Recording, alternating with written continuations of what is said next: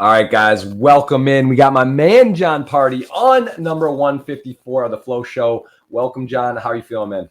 Good, Jeff. You know 154 is my favorite number. Is it really perfect? I mean, I can't say we planned that, but we have been talking about coming on for a while to do You this. just So did your research. You just did your research, and I'm glad we got it going. So tell me a little bit. How are you? What's going on? You're fresh off the WSOP punter's pad as well. We're gonna dive into a lot of stuff, but I just want to get the most recent. How was that? What was that like being in Vegas and playing some events and being with the boys and having very cool. I like the alliteration. I like the deal. The punter's pad. Tell me a little bit about that. Punter's Pad was fun. It was almost like a Thirst Lounge feely spin-off. You know what I mean? Mm-hmm. You had just a bunch of characters in the house trying to figure it out, playing some poker, doing some lifestyle stuff. It was also the first time the whole ACR team has got together as well. So it was nice to meet people, I guess colleagues and people I've been working with for the last little while. WSOP was fun. We had some runs. It was the WSOP of min caches for me. You know what I mean? Some big stacks in day one and then some early exits in day twos. But a great experience. This is my first series I've played almost an entire schedule, not like the big boys, but within the role. So that was cool. I actually met a girl while I was down there as well. So got a girlfriend as well. So after I left WSOP, I went to LA, not LA, California. I keep forgetting they're two different things. So went there, met her family for Thanksgiving. And now I am back in snow-filled Clarenville, Newfoundland. I've been in the middle of a blizzard for 2 days, and she is coming here for Christmas, actually. Wow. Nice. Damn. So moving quick. You guys are hitting the holidays. Jeff, you know how I do it. Listen, when I'm in, buddy. When I'm in, I love it. You're pot committed. I love that. So always. Sometimes just a little too much pot committed, but I like it. Well, Pardy, you got to get us a retweet. Let the people know we're live. We got a giveaway as well. We do have a giveaway, guys. We're gonna give away a ticket at the end of the stream. So that is exciting, and you are eligible. We're gonna try to cover. Look at all these people. They want to know, Pardy. Look at all this action here. What's going on? I can't hold on. I'm tweeting out. All right. We'll take a quick pause. Welcome in, everyone. This is number 154. We got John Pardy. We got a lot to cover, and very exciting, high energy guy. I think we're gonna have some fun today. So let me. Got 4 cups of coffee in them right now. Yeah, we each have our coffee. We're matched up. We're going cup for cup, and we're gonna be covering a lot of things. So punter's pad was good. Relationship, congrats. That's exciting. That's nice. It's nice to that's nice. That's running good. Like that's part of poker. I think one of the things teaches you is variance in life. Maybe you min cash, you didn't, no bracelet, but you found, true love, and that's important. That's hard. That's worth a lot. That's a lot. That's life, buddy. That is life. That's what it's all about. Quickly, I want to make sure everyone knows. Give them a follow on. There you go, Twitter, Instagram, and we're gonna look at some of the social stuff. I know you said you got a YouTube channel going to be humming and revving up coming up here, but let's dive. Hair. You see the hair in those Instagram photos? That was pretty sick flow. Let me see what you got going there. Look at those. Look at that. Wow, look at that. You got some serious. There's some real content there, man. This is. What do you prefer? Are you Instagram or Twitter? What's your social go-to? I'm more of a Twitter guy, just because it's far easier to fire off a few characters than it is to make my ugly ass look good in the photo. You know what I mean? And put it up. It's more work. Yeah, so it's easier just you can rattle off a reply or a thing. If I had like a personal photographer, you know what I mean, and an editor maybe, I'd probably get more into the Instagram game. But I enjoy flicking through Instagram more. Is that on the radar? Is that something for John Pardy in the future? Do you feel like are you loving content? You're in poker. You won Big Brother 2. Congrats, pretty sick. I think it was 100K. We're going to be covering that. That's very interesting, and we're going to definitely talk about that. But is that something like in the poker space? Like, are you finding? Do you enjoy playing more content or a mixture? It's definitely a mixture. I love being like, my true love is being in front of the camera. I love performing. I love making people laugh. Love creating content. I think I'm still trying to find kind of my niche here, like in the poker world. I like poker a lot. Like, remember back in the Thirst Lounge, that video, like, do I love poker? And I was kind of struggling with that. I'm not sure if I love poker. I love the ideas around poker. I love learning new things. I love competing. But but is it like a love for me? The game, I'm not sure. So I think we're still trying to figure that out. I'm enjoying where we are right now. It's been like I've been saying, I've been playing for 3 or 4 years, so it's been a very accelerated entrance into the world so far. So we're still trying to find our space, but I hope 2020 we can nail some things down, find some major focuses, and make a little noise, a little coming out year. You know what I mean? I love it. 2022. It does feel it's on the horizon. It's big. The world's been it's been a little wild the last 2 years. It's kind of been, it's been, I don't know how to describe it. It's different. So yeah, I think everyone's kind of jockeying for position, getting life organized, maybe finding new hobbies, new kind of, I look at it as like a FOMO pause. Cause for me personally, there's so many, it's like this tournament events or that. It's kind of like, all right, everyone's at home. No one's had been really doing much. You get to kind of focus, relax, regroup, reset, and hopefully get organized and come out firing. So it sounds like you're kind of ready to turn it up. I think we're on the right path. And like you said, the first year of COVID was, well, obviously the first year that I signed with ACR. Well, this past year, so it's been a very uncertain year of trying to stream, trying to get to the States to play a little live, maybe start vlogging. So it was a difficult year, obviously mentally for I think anyone in the world when I guess life comes to an ultimate halt, like you said. So this coming year, I think we have some things in place. I think we've done some good work in the past 5-6 months to set ourselves up for success. And I think that's one of the things I've been lacking my whole life too. It's always been, you do enough. I always did enough to kind of get by to keep going like this. But hopefully we've put enough time in off the felt and off stream with the mental health and with the poker game to really step into our own this year. Well, let's back it up. We're gonna go all over the place, but let's just take it back to the roots. So where you grew up, and then poker was not this was a more recent endeavor, correct? You are not playing for 10, 15 years. I think you found it, after even this Big Brother success. So maybe tell me a little bit about, I know your hockey aspirations and a pretty damn good hockey player growing up. And some would debate that. I feel some would debate that. But I'm going off of instinct and feeling with that. I don't know anything about, juniors or nationals or where you're at or what happened. But yeah, tell me a little about growing up and then, what you did and then how Big Brother came about. I guess just kind of take us there and then we'll pick up kind of the poker and everything recently. So but let's growing up, it was sports. I didn't do anything but sports. It was hockey, volleyball, basketball. That was consistent. It was school during the week, and every single weekend it was one of those sports that we'd be traveling for. So my whole life, hockey was the number one. That's all I ever wanted to be. Eat, breathe, lived, ate. Like it was all I did was hockey. All I thought about was hockey. We ended up making a decent run at it. We played our junior hockey up in Quebec with the Rimouski Oceanic, same team that Sidney Crosby played his junior hockey. And so I got to come back. He came back each summer when we started our training camp, as it was before the NHL camp started. So it was cool to get to skate with, well, I guess arguably the best that's ever done it.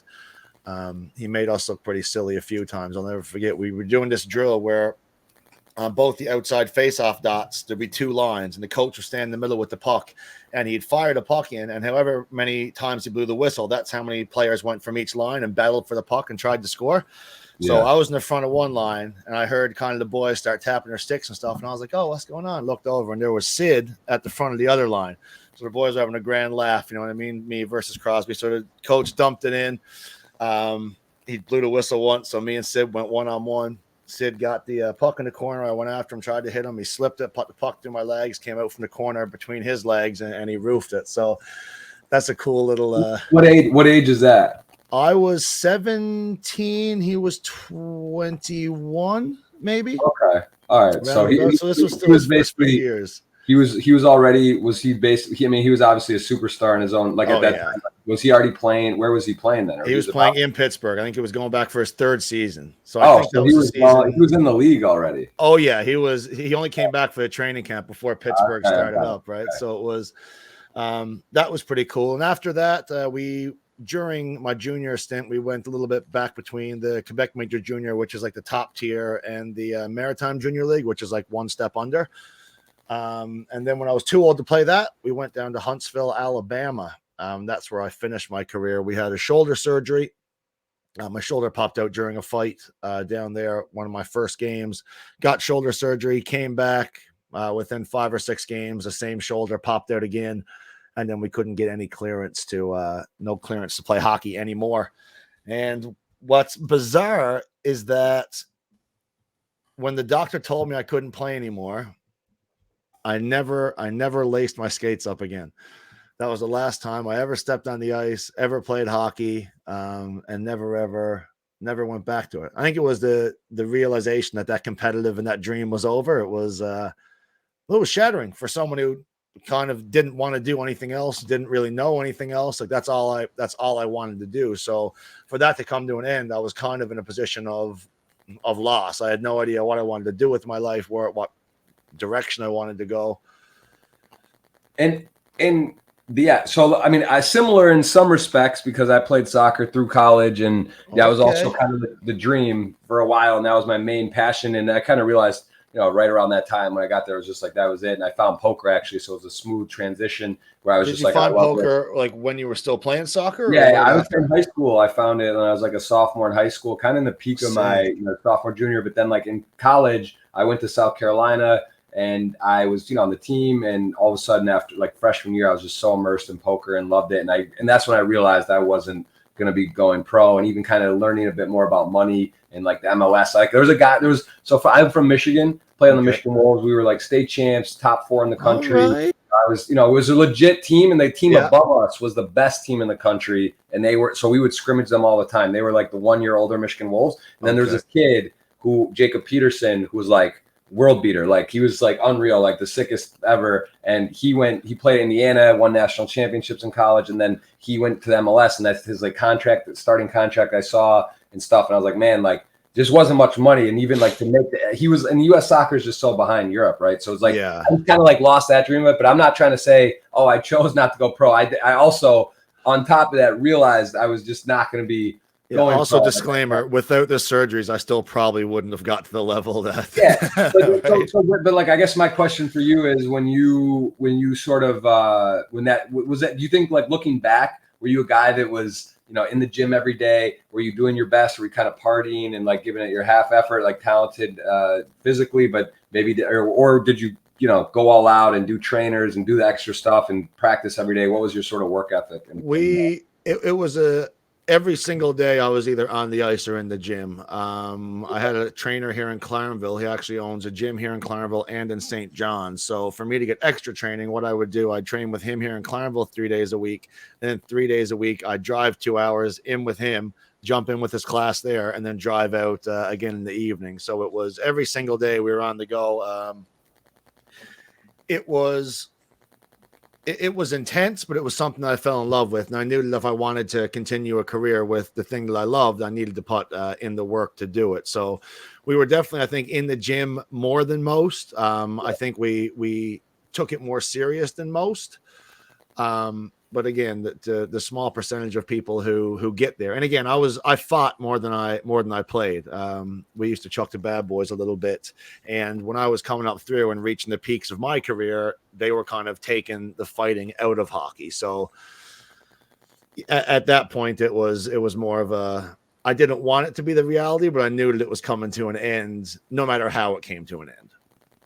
Very interesting. Very, very interesting. So, and you then, after hockey, this is probably a bit of a, what were you like? Because you were actually for a while, I was playing like, oh, I'm going to maybe play pro or, do something with hockey. So what was like, what were you like thinking you were going to do? Did you go to college? Did you go to school? What did you do after hockey?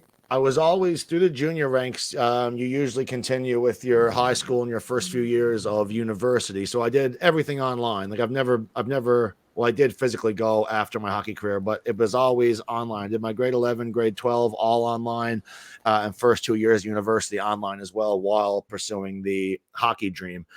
So after hockey was over, both my parents are teachers. So I said, why not follow suit? Went to school. We're getting our education degree. And that was going to be the plan. Looking back now, I think it would have been very miserable.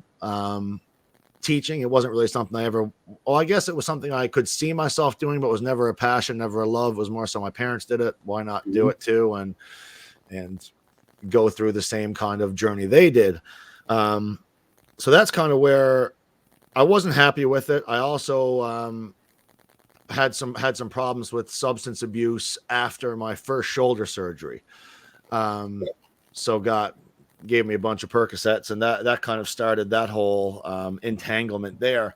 But I was actually writing my finals in one of my last years before my education, before the faculty of education started, and I got a call was actually Big Brother. And when they called me in the middle of those finals, I walked out of the class, took the call. I looked back in and said, all right, let's do it. And then never went back to school again after that. Oh. And tell me, so Big Brother then, like, how did this come in your lap? Was this something you were just like, I got to do this? Did you watch Big Brother 1? Was this something you loved? You just never watched it in my life. I had never watched an episode. It was my little sister's birthday, and she asked for her birthday if I could put in an application video for Big Brother Canada. So I initially thought, as a broke university student, perfect. What a cheap gift. I'll sit down, fire up a video for a few minutes, and then that'll be it. So I sat down. We were in pretty good shape at the time. We peeled off the jersey, sat down at the coffee table. She fired up her iPad, and we just kind of did the whole like, yo, I'm John. Big Brother's so cool. I'd be so much fun, that kind of thing. So she sent in everything. I just did the video. She sent in my likes, my dislikes. She filled out the whole application form, sent it in. I got a call about 2 weeks later of them saying, hey, John, like we really want you to come on the show. And I was like, no. I was like, that was my little sister's kind of thing. Like, I appreciate you guys. Wish y'all the best, but that's not really my shtick. So they were like, okay, like, we're sorry to hear that, but we understand, whatever. So a month or two went by, and that's when I was sitting in my finals, and they called again, and they said, John, we really want you to come on this show for this season. It started in like a month, like less than a month. So I was like, you know what? All right, let's do it. That's when I was in the middle of the finals. Obviously the final prep wasn't as good as it should have been. You know what I mean? We probably would have powered the finals out. So what had actually happened was, a guy who was supposed to be on my season about 3 weeks to a month before the show was supposed to air got hit by a car. Fractured a bunch of his pelvis in a bunch of places, broke his leg, so he couldn't go on the show. So that's when they were like, oh my God, we need someone. Let's try to call John again. So no way. You were a fill-in? Fill-in. So what they expected after I talked to the producers too, like I got off the show and I was like, what was the biggest surprise? Like, that you guys were like, one, you were an alternate pretty much. And they were like, two, we had no idea that you were actually smart. And I was like, oh, okay. Like, I'll take that backhanded compliment, I guess. Wow.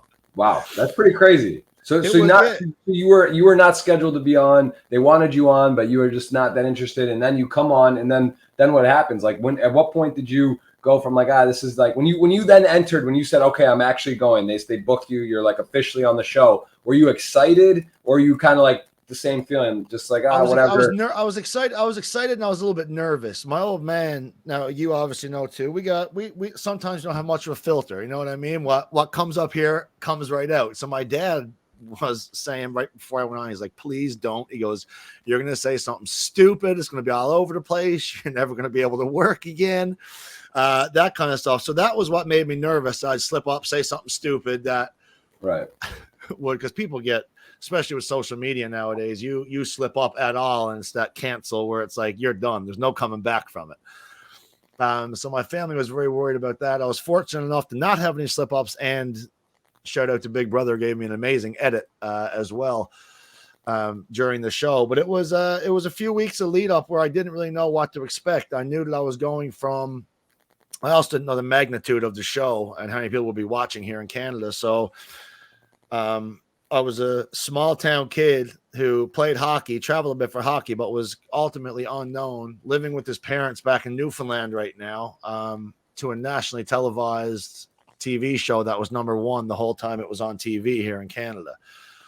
So even after the show, it was a huge culture shock to go from nothing to in a house, complete seclusion, complete isolation for 71 days, to then getting out and can't really walk down the street, downtown Toronto, without people stopping and pictures. And that kind of stuff. Like we came home here in Newfoundland, and there were like cars would stop in the middle of the road and jump out for like pictures. Couldn't go into any malls and stuff here in Newfoundland. So it was the biggest barometer shift in notoriety, I guess, that you can almost experience. It was almost like what it felt like an overnight change. Those videos go viral, and And how long was the actual show? How long did it take from when you walked into when you finished? 71 days.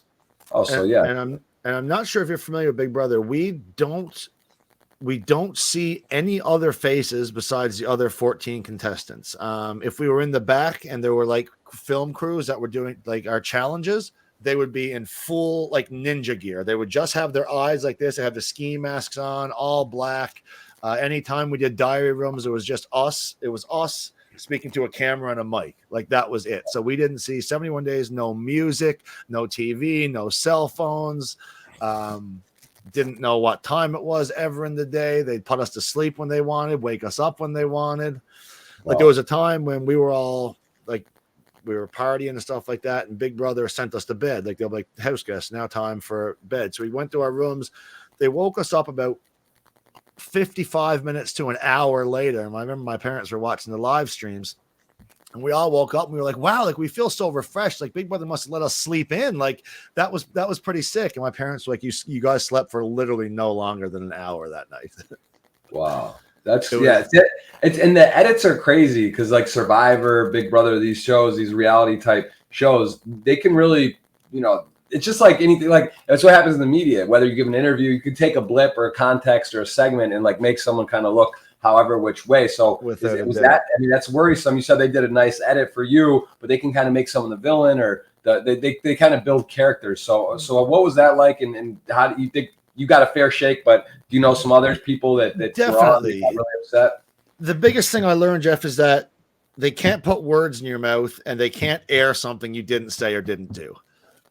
You know what I mean? So if you say something or you slip up or you have a stance that's maybe not aligned with either society's views or like the house views or production's views, they can definitely spin that, and they can ask certain questions in the diary room and have other people kind of trash talk you or trash talk your stance, that kind of thing. I got lucky. Now obviously I don't think I'm a bad guy or I'm not like an idiot and stuff like that, but they definitely gave me like a Canada's sweetheart kind of edit. You're very conscious as well of initially, especially the camera has like, I mean, the house has about 87, I think, cameras or something built into the house. So there's no dead zones. Like in the bathroom, there was a camera on the roof pointing right down, like on the toilet. Like there was not one spot in that house that wasn't able to be filmed. Really? The bathroom and the showers and everything? The bathroom, everything.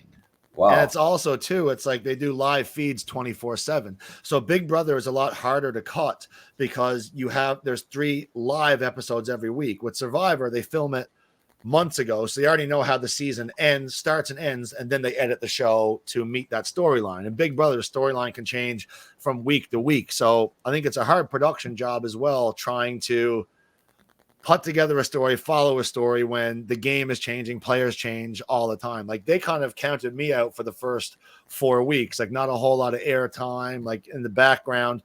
And then a shift happened where I started winning some competitions. Canada started to like me. The other alliance kind of fell apart, and they kind of had no choice but to start running with the John storyline. So how does it work with, I mean, you got young, what's the age range in people there? It's what, like I think 19 is the youngest we've ever had, and 58 might be the oldest, but there's no, as long as you're legal, I think legal drinking age, you can play. So like in the US, they've had a bunch of people who were like late 60s, like one guy early 70s. How does it work? Like, I mean, are people hooking up? Like, is it like, do they air it? Like how, like, is it like, what goes like 2 months in a cake cooped up in a house? And I'm sure there's a lot of, testosterone, and people are, it's fun. They obviously have interesting characters that are charismatic and fun. And like, I'm sure everyone's kind of meshing and having a good time. So how does that work? There's been times where people have been caught like hooking up on camera and stuff. Because like I said, the cameras don't turn off. You can pay to watch 24/7. So whatever you do is going to get caught on camera, either by the producers or the people watching at home. It's not like a real world or like a challenge kind of vibe though. Cause like they like it's a constant kind of thing. Hooking up in the Big Brother house is not really a thing. It's more about the gameplay and the strategic aspect of it. But it does happen. It has happened, and I assume, like you said, the testosterone and the hormones are definitely raging after even 3 or 4 days in there. You figure out how nice it is to do what you want when you're outside the house. Yeah, it's got to be a little crazy having a camera on you. I mean, you forget about it, I'm sure, really quick too. You just kind of like, you're like, wow, this is a little weird. You're looking around, and by like day whatever, you're just kind of like, oh, it's here, and you don't even notice it, and you kind of get. What Big Brother does is they put us in the house a week before they turn the live feeds on, just so we can get accustomed to how we need to operate in front of the cameras. So I don't know if you really forget that they're there, but you're not conscious of how you're acting because you're already in such a vibe where you know they're there, and that's just your reality now. Right. And when did you think you could actually win? Because you get in there and it's what, 12 people or how many? 16. 16. So not a shoe in for anyone to win. A lot of luck, a lot of whatever. A lot of luck. But obviously, just like great poker players, you create your own luck and you find good spots and opportunities. And obviously, you're a gamesman, you're a player. And when did you actually believe? Was it clear at a certain point? Was it like a lock almost, or you started? I have seen Big Brother. I know Kevin Martin also won. Just kind of looking. His second time though, not his first time. His second. All right, his second time trying. That's true. So there's some stats here, but I did read, and it's pretty impressive. I mean, you were winning your veto. You did some stuff that was kind of unprecedented or very unusual, or just kind of like your record was very strong. Tell me any of these stats that jump out, and maybe just give me like through these weeks, when did it become evident you were a favorite or really playing well? In week 5, you see there how the HOH, it says ineligible, and it was ineligible because that's a week that Canada was HOH. So it was a big twist in the game where Canada now had the power to nominate 2 people and then evict someone. So that week, I won the power of veto, meaning that I won the opportunity to either change Canada's nominations or keep them the same. Obviously, that was my turning point where I was like, all right, Canada, now it's me and you. You know what I mean? Like, this is your week. Let's ride together kind of thing. And from then on out, either myself or the alliance that I had won out for the rest of the season. So we didn't have many opportunities, or the other side didn't have many opportunities to take us out. And which week? So where was it here? Like where towards the end? So start with 16, kind of start eliminating 1 or 2 a week or however it does. And then at what point, when was there like an actual like massive like luck? Was it a competition or someone voted a certain way? Where here down the stretch were you like, where were you confident and where were you shaky that you would win? I was shaky it wasn't until week 9 or 10 that I was like, even when there was 4 people left, you still need so many things to go right. I was the only guy. There was 3 other girls left. So I knew that if I wasn't winning these last 2 weeks, we won HOH in week 9, and then week 10, we couldn't compete. So one of the girls won HOH. So I knew that I was going on the block. I knew I was getting nominated. It was a guarantee. And it was actually the first time I was nominated the entire season too. It was the last week. So I never even hit the block at all till the last week. And then the power of veto is the ultimate power. The power of veto hauls himself off the block and then has the sole vote to evict somebody. Okay. And so I ended up winning that power of veto. When I won that veto, that's when I knew I was going to finale night and thought I had a chance. And what is the difference? How big of a heads up are we playing? Like what, for 100K versus what? Versus 20. Now it's 100K plus like 20,000 in flight credits, 20,000 in furniture stuff. And like the title, it's almost like winning the main event. You know what I mean? Like I almost view it as like money maker. You know what I mean? Not talented, not good looking, but you know what I mean? Won the main event. So he's marketable. You know what I mean? It's nothing to do with his features or skill. Little dig at Chris there, but but like it's almost the same in Big Brother. Like I will get more opportunities for first, right, than second or third or anyone else in that season would. So I made a lot of money and got a lot of opportunities as well after the show from winning as opposed to coming second. But the finale night was kind of wild. Season 5, I had this girl Netta. Any Big Brother fans in the chat will know Netta, and me and her kind of it was me and her, like just like this, inseparable the whole season. You know, ran through the house, and then finale night, it was me and her in the last HOH. So we obviously had a final 2. We were 2 of the top players left. I'd say final 5, final 6. Once Arlie went home, we were probably top 2. I beat her in the final HOH, and then decided to evict her on finale night, take someone who I wasn't close with, who was actually on the other side of the house, because I knew that I would win against the girl's name was Sabrina. So I sent home my best friend, my ally, my girlfriend for 2 years after the show, sent her home on finale night. And that was still, I think, to this day, probably one of the biggest moves that's happened in Big Brother Canada history for sure. And how did that affect your guys' relationship moving forward? Are you still friends? Was it like understood as game stuff, or was it we dated for about 2 years after, so we were together? Yeah, so okay, got the money and the girl. Jeff, listen, you talked about life run good. We're running good since 2008. It's been a good run, but it's she was a huge fan of the game, so I think she respected the move more than anything else. Me, on the other hand, I for sure would have been salty. You know what I mean? I wasn't a fan of the game. I was there for number 1. You wouldn't have been dating if it was reversed. No, gone. I would have been back home in Newfoundland, my 20K, and that would have. Yeah, you would have moved on. Very interesting. Very interesting. Yeah, it's fascinating, man. It's just incredible, like, to win, to pull this stuff off. It's just in poker how hard it is. You make a final table even or whatever, and even chip leader or not, you still you gotta there's an advantage to being a good gamesman and understanding the situation, but there's still so much stuff can happen. So it's just always amazing. I think the people that do win, though, they do find a way. There's moments where there is a lot of skill and spots where you just not everyone's able to execute exactly. or do it. It does remind me of poker, like you said. You need a lot of things to go right, but you can also play the game in a way that puts yourself in the best spot to get lucky or to succeed or play the odds correctly.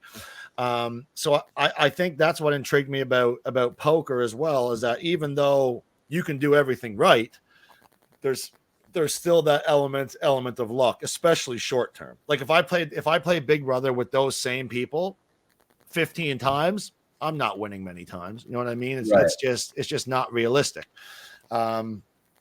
Very interesting. And how, did you watch any? I think I asked you earlier, but like once you were realizing you were coming on the show, how much time did you have once you officially won? Because it was like a last second kind of thing. Was it like the next day or a week? A few weeks. It was like 3 weeks. Did you binge watch season 1? Anything? Yes. You tried to take? Okay. That's exactly what I did. So there was but again, I still like you can't.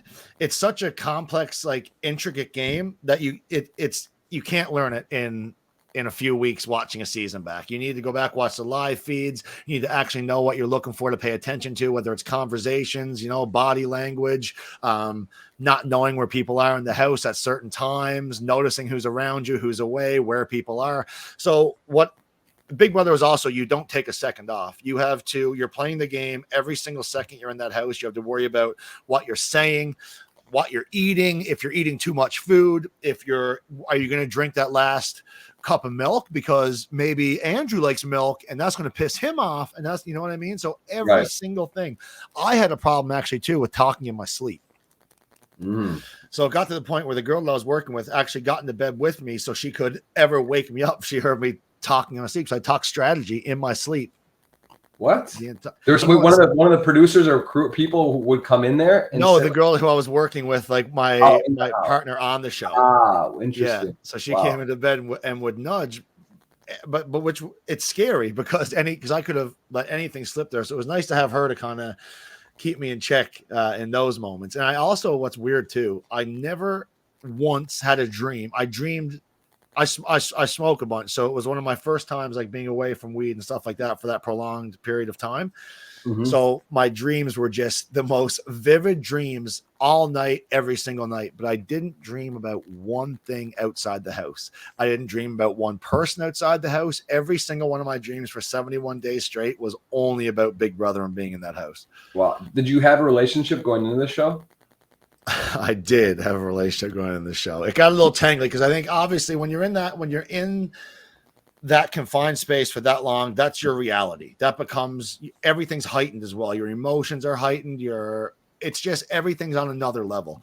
So I thought that I fell in love with the girl who was on the show. I didn't act upon that on the show, but like we flirted, we got close, that kind of thing. We never. That's got to be torture for your partner to be watching, right? Oh, like, I can't imagine.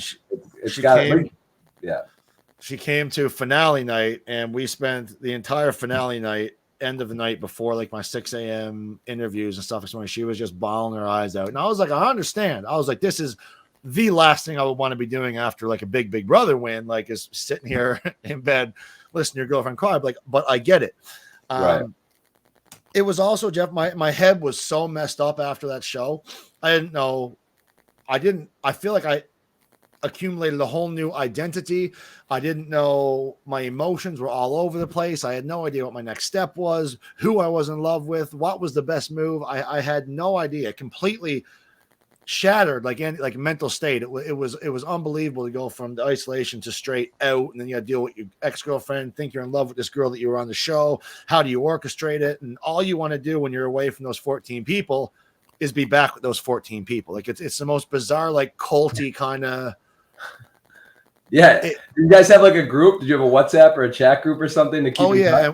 And we traveled for like a full year, just going around Canada, visiting each other. It's a weird connection that you're made, and you feel like nobody understands how you're feeling, or nobody understands what you went through except the people that went through it with you. It's almost like a post-traumatic stress thing where you long to be in that comfort of the people who know what you're going through, who know what you went through, and who are in the same boat. So we did that for about a year.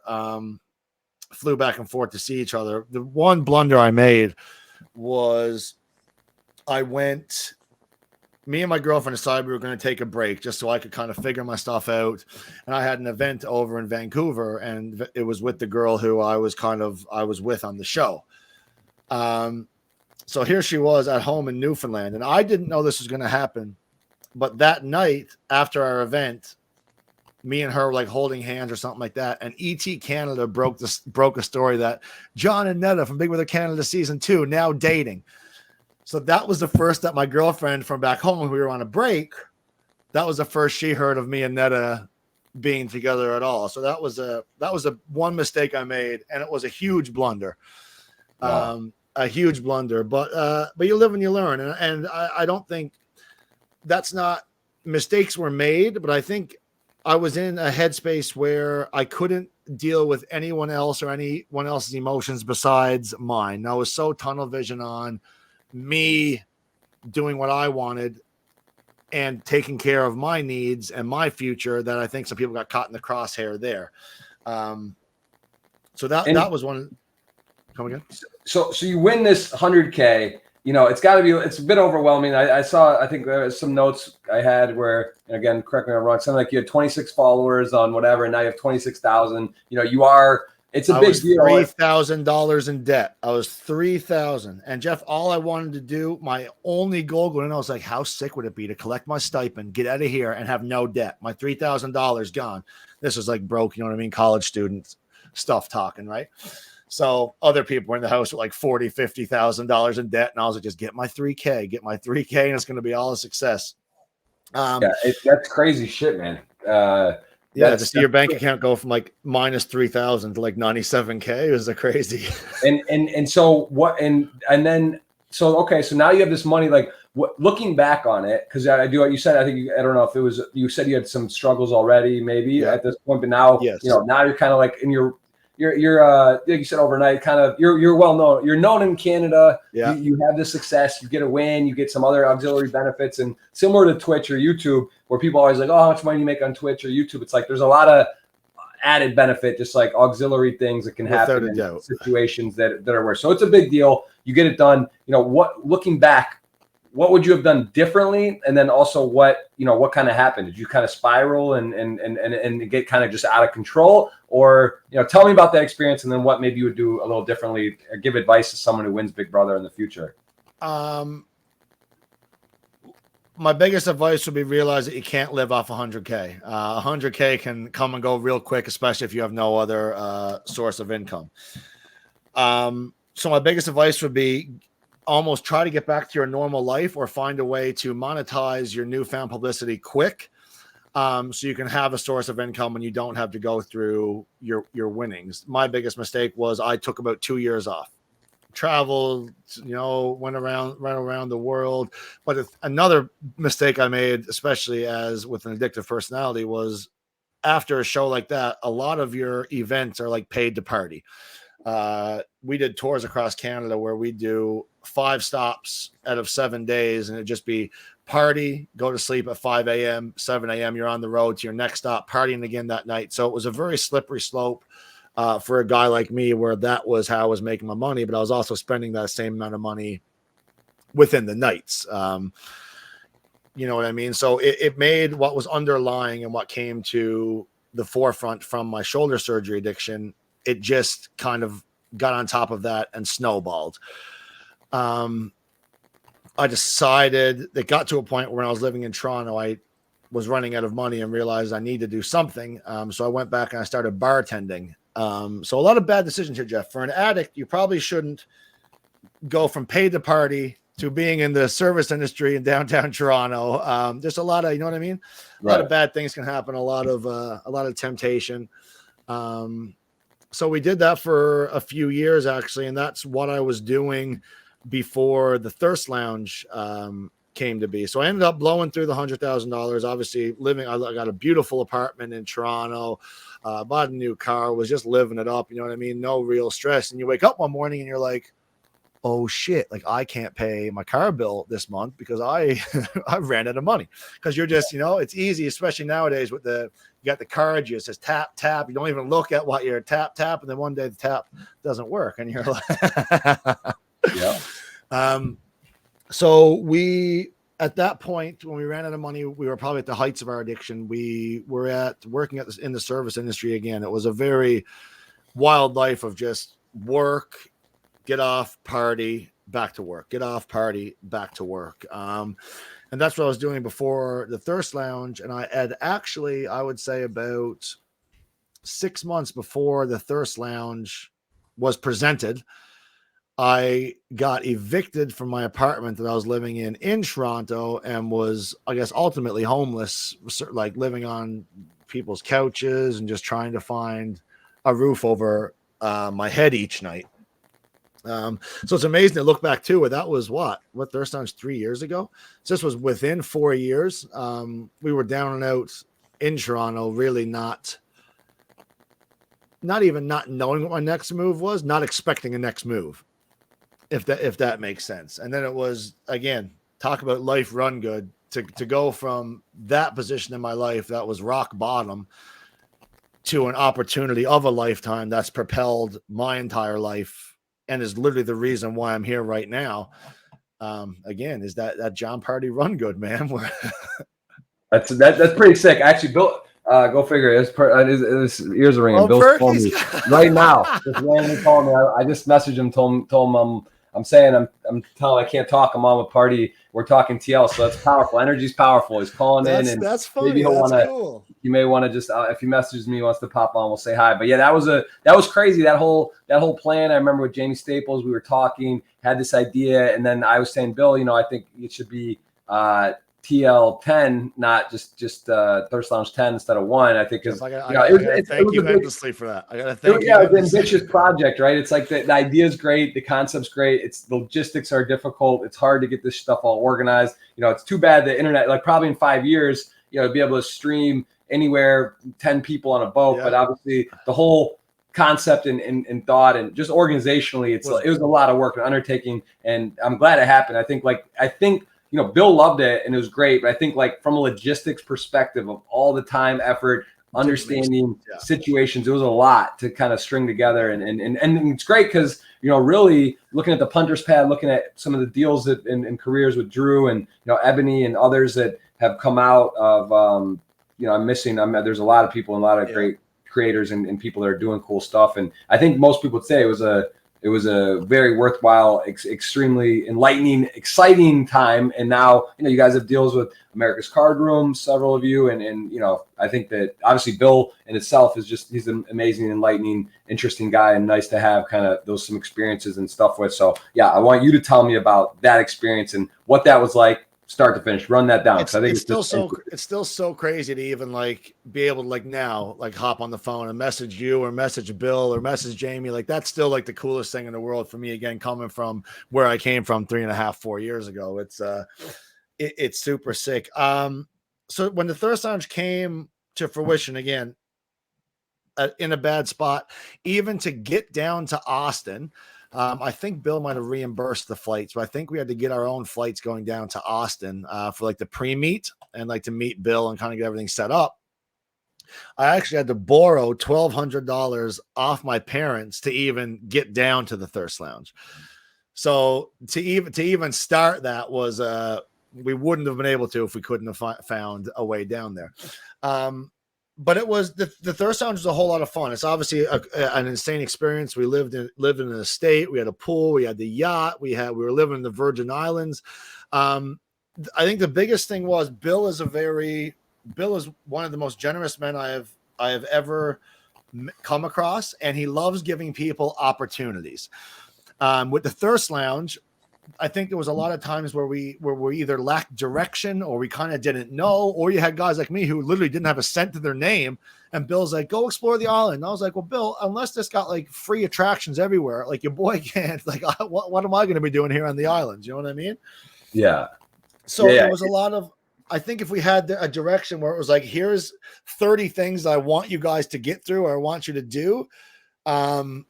It would have been a lot more, I guess, functional, or even to have like a business plan behind it, a way to kind of get some of the money that Bill put in back to him, like would have been good. But Bill was we were like, what should we do today? And Bill's like, I gave you the opportunity, figure it out. And we were like, we don't know.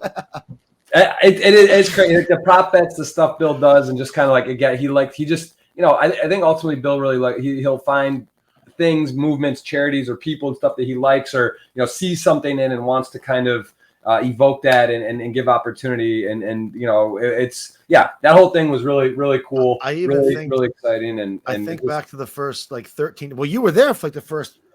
Even when I got down there, I was still a mess for the first like 2-3 weeks of that project. We were woke up 11 a.m. drinking all night. You know what I mean? It was. And for sure, Bill at times must have been like, what in the fuck have we got ourselves into here now with this guy? Like, you know what I mean? Just, but I always have a lot of respect for Bill, because I think Bill saw me continuing with the same bad habits, continuing with the same bullshit, and ultimately about to fuck up an opportunity of a lifetime. And that's when he reached out and talked about getting me in with Elliott Rowe. And I think for a man who didn't have to take any interest in me, didn't have to do anything for me, couldn't just let me run my course, boom, back in Newfoundland, back to drugs, figure it out. Cool. Thanks for coming. And he really gave me every single resource and every opportunity for me to do it myself. And then when I wasn't, he kind of pushed me back to those resources. So I'm forever thankful for Bill, I guess, seeing something in me or not giving up on me that early in the project as well. Cause I think it kind of lit a fire under me where it was like, wait, if guys like Elliott Rowe and guys like Bill Perkins, like, are believing in me and kind of see something that have a little bit of potential, I wouldn't ever want to let those people down who were there for me when I was at my lowest. So it's even to today, like I'll message Bill randomly and be like, yo, I just got to, again, thank you so much for everything that you've done, for allowing me to grow, I guess, in his spectrum, and then to go out and have the tools and the resources and the connections to, I guess, make a career or start a career in the poker world. It was, there's nothing I can ever do to repay you guys for that experience. Saved my life. Thirst Lounge.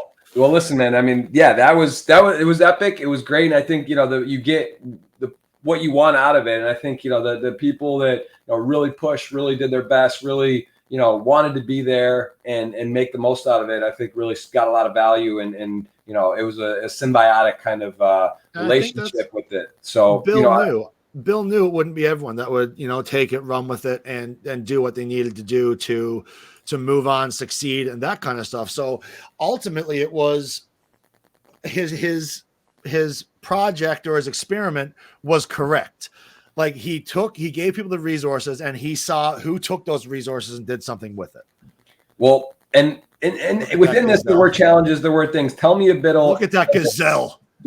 So talk to me about 6 minute mile. Because listen, I played soccer in college. Our test to get our gear was 2 miles and 12 minutes. And it's harder than you think. And we, that soccer, we train, we're ready. Like we're in college and, in pretty good form. But this is literally, I don't know, man, 6 minutes. Like, someone to go out and just rip a 6 minute off with cold turkey. How much training preparation did you do? What was going on here? It wasn't even cold turkey, Jeff. This was off. This was right after WSOP 2019. It was fresh off 2 months in Vegas where I was not taking care of myself.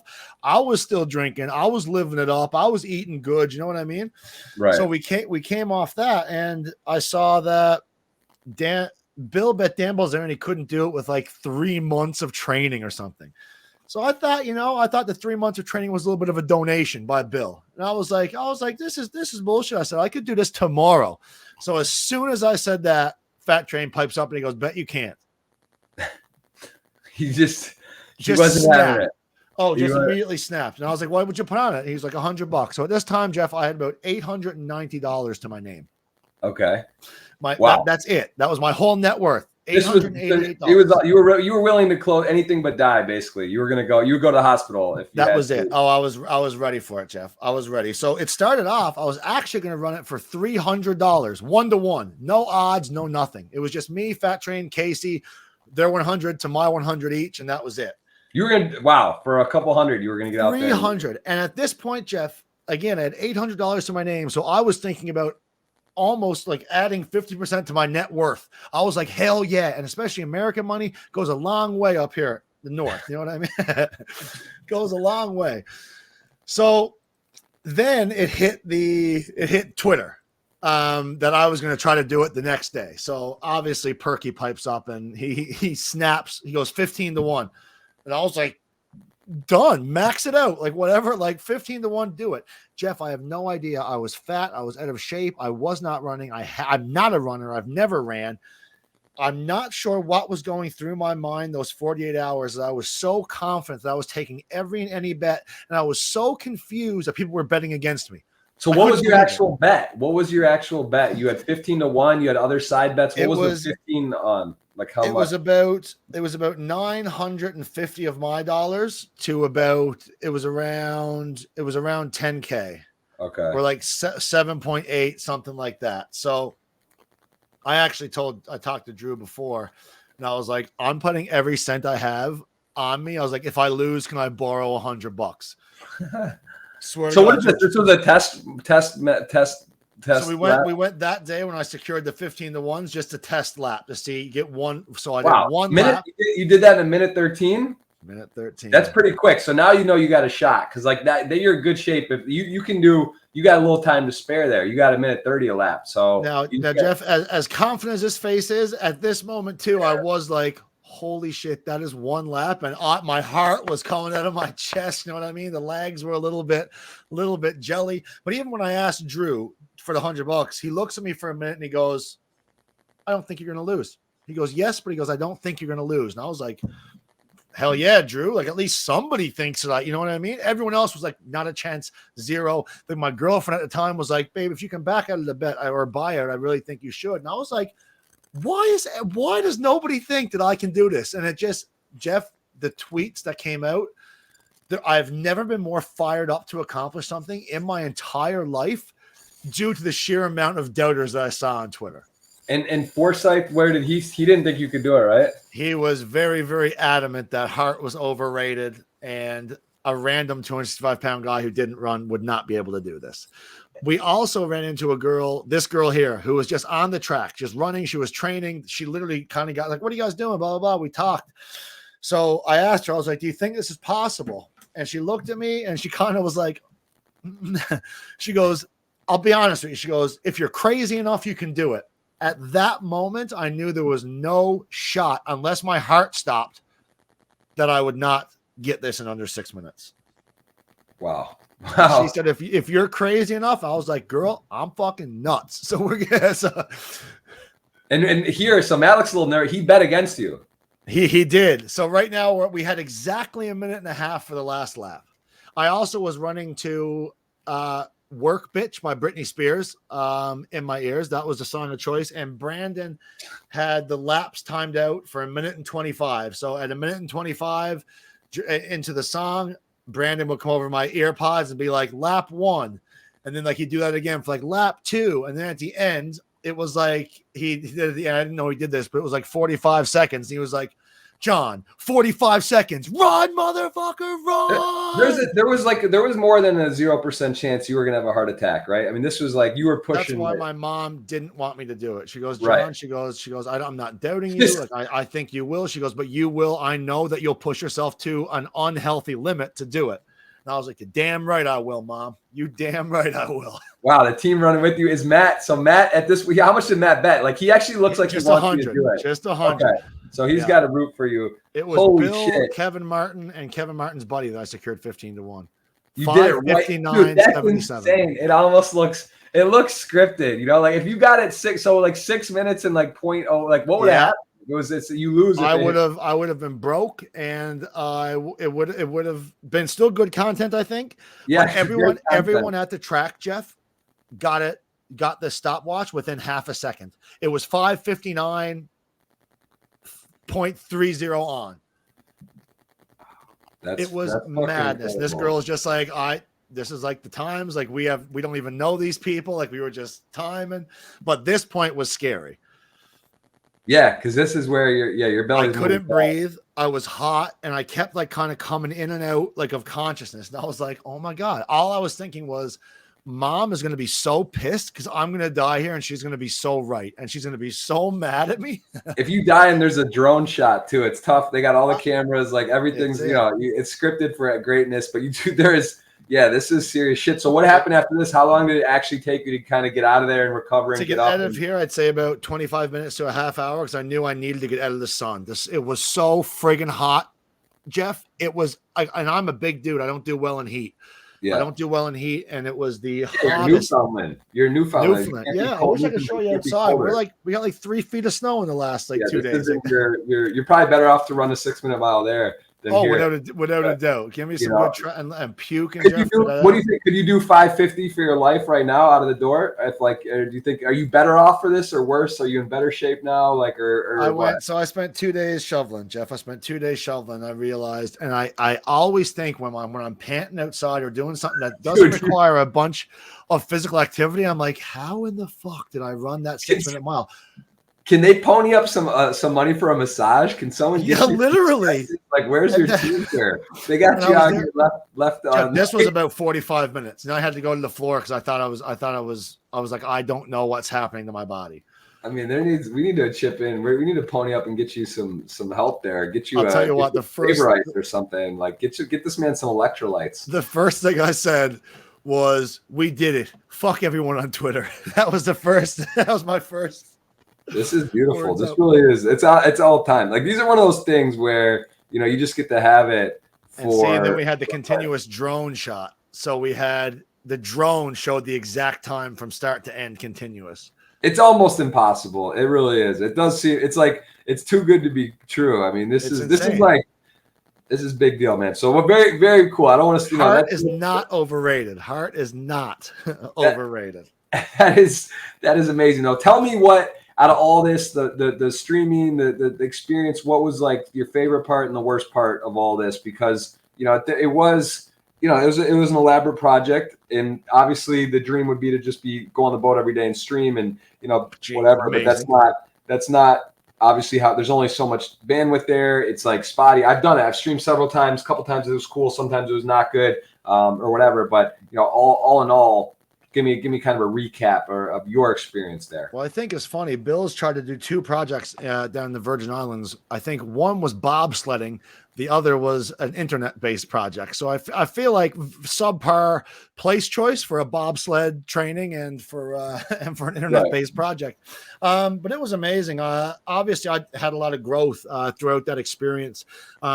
I've met some lifelong friends who are now colleagues that I'm very close with, in contact with every single day, would do anything for. I think the best part was the catapult into the poker career. The opportunities, the people, the networking, just the experience of waking up every day and looking over the water. It's almost impossible to be stressed or be sad or it's just paradise. And waking up every morning with ultimately no responsibilities besides go create content, go have some fun, go do things. It's something that a lot of people, one, don't have the privilege to be able to do, and others don't ever have the opportunity to be able to do. So to have a year off where ultimately we kind of just lived life, you know what I mean, was fantastic. The worst thing was, I think, not having everybody on the same page that was there. I think people were there for different reasons. People wanted more or less out of this situation. And there was a few headbutt moments in the Thirst Lounge where some personalities butted heads, and it was kind of like Big Brother where there was no escaping them. You know what I was gonna say, you must have been the most prepared or equipped for that situation, without a doubt. Like this was like a field day. The other one, you're on camera 24/7. You don't get to talk or do anything. Here, you're like it's almost like a Big Brother vacation, right? Like you're in paradise. You're going boat. You got cool people. You can go in and out if you need. You can do what you want, and you're now having to interact and live with people, but in nice conditions and the worst thing was I couldn't send them home, Jeff. If we didn't, you know what I mean? That would have been an interesting. That could have been cool to have eviction. That's what me and Drew talk about it, Jeff. And we were talking about, I think it would work well if we did like a Thirst Lounge coaches edition, kind of like went down the same spot. Drew took a team, I took a team. We kind of compete, and like maybe each week, some like competition based, someone gets sent home. You know what I mean? That kind of, then you got the coaches. Maybe at some point the coaches enter the game too, and they can get zipped out of there. Yeah, shout out to Elliot Rowe, man, because I work with him. I've used him for several years, and guy's a legend. And can't just say enough good things about him. He just gets results. Like there's just like some things. He just gets it done. Like I've seen it him just resonates with you. Yeah, the way it's just his mindset and his mind process and how he orchestrates his life. It's so mind awakening. He takes stuff that's like kind of obvious or in front of you, and then just like really breaks it down clearly to make you almost be like, wow, I'm a fish. Like that's like, of course, this is what I need to be doing. And that's powerful because like it's hard to get feedback, honest feedback, clear feedback. And he's very, what's the word? He's very, very decisive. He just like makes it like he just kind of shows you the path and it's like, here it is. It's almost like you're a deer and there's a bunch of lakes around, but you're in the bush. You know what I mean? You can't see over the bush. You're kind of just going through the bush, hoping you get water. And Elliot comes in and shows you the exact path to each lake kind of thing. You know what I mean? So it was, I forever blessed. I mean, Elliot's still talking a nice bit as well. He's got a course as well. He's obviously directly masterclass, baby. Yeah, he's got a course. Definitely would recommend. I mean, it's nice if you work with one-on-one. It's not cheap. And I was going to say he's become a little bit out of my bankroll. But the point is, he is available. He has great material, great curriculum, and availability. And there's a lot of coaches. Honestly, like that's the thing. Elliot's great. That's all good. There's so many people like this. Like if you can find someone like a mentor or someone that you can, whatever it is, there's a lot of people that you can get great results by. I think there's a bunch that Elliot's taught as well that he kind of has under him who would obviously be great. Anything you can retain from Elliot and pass on is valuable knowledge.